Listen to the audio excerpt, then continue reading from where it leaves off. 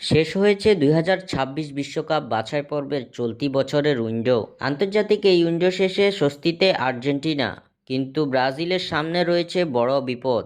নভেম্বরের ফিফা উইন্ডোতে বিশ্বকাপ বাছাইয়ের দুটা করে ম্যাচ খেলেছে ব্রাজিল ও আর্জেন্টিনা তাদের সবশেষ ম্যাচে মুখোমুখি হয়েছে পেরুর, অন্যদিকে ব্রাজিল মুখোমুখি হয়েছিল উরুগুয়ের। চলতি বছরের ফিফা উইন্ডোর শেষ ম্যাচে আর্জেন্টিনা স্বস্তির জয় পেলেও ব্রাজিল পায়নি জয়ের দেখা। উরুগুয়ের বিপক্ষে ড্র করেছে সেলেসাওরা। কনমেবল অঞ্চলের বিশ্বকাপ বাছাই পর্বের পরের রাউন্ডের ম্যাচগুলো অনুষ্ঠিত হবে আগামী বছর, অর্থাৎ ২০২৫ সালে। ২০২৪ সালের উইন্ডো শেষে পয়েন্ট টেবিলের পঞ্চম স্থানে অবস্থান করছে ব্রাজিল। অন্যদিকে শীর্ষস্থানটা ধরে রেখেছে আলবিসেলেস্তারা। ১০ দলের অংশগ্রহণে ফিফা বিশ্বকাপ বাছাই পর্বে এই পর্যন্ত ১২টি করে ম্যাচ খেলেছে প্রত্যেক দল। ১২ ম্যাচ শেষে আর্জেন্টিনার পয়েন্ট ২৫, ৮ জয়, ১ ড্র ও ৩ হারে পয়েন্ট টেবিলের শীর্ষস্থানে অবস্থান করছে লিওনেল মেসিরা। ২০২৬ বিশ্বকাপে খেলতে হলে ন্যূনতম ২৪ পয়েন্ট অর্জন করতে হবে দলগুলোকে। সেক্ষেত্রে আর্জেন্টিনার পয়েন্ট যেহেতু ২৫, সেহেতু ২০২৬ বিশ্বকাপে খেলা একেবারেই নিশ্চিত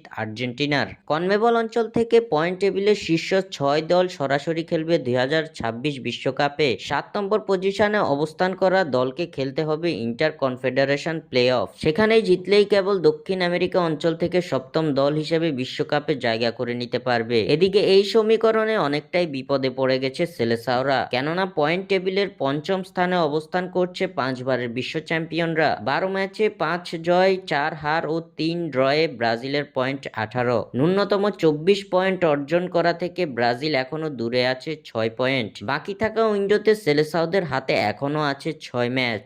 এই ৬ ম্যাচের মধ্যে ব্রাজিলকে থাকতে হবে অপরাজিত, অর্থাৎ ২০২৬ বিশ্বকাপে সরাসরি খেলতে হলে এই ৬ ম্যাচ থেকে ব্রাজিলকে জিততে হবে অন্তত ২টি ম্যাচ, অথবা ১ জয় ৫ ড্র তুলে নিতে হবে ৫ বারের বিশ্ব চ্যাম্পিয়নদের। এই ৬ ম্যাচের মধ্যে হারের মুখ দেখলে কঠিন বিপদে পড়বে ব্রাজিল, যা মোটেও সুখকর হবে না সেলেসাওদের জন্য। স্বাক্ষর থেকে সাদবিন ইসলাম।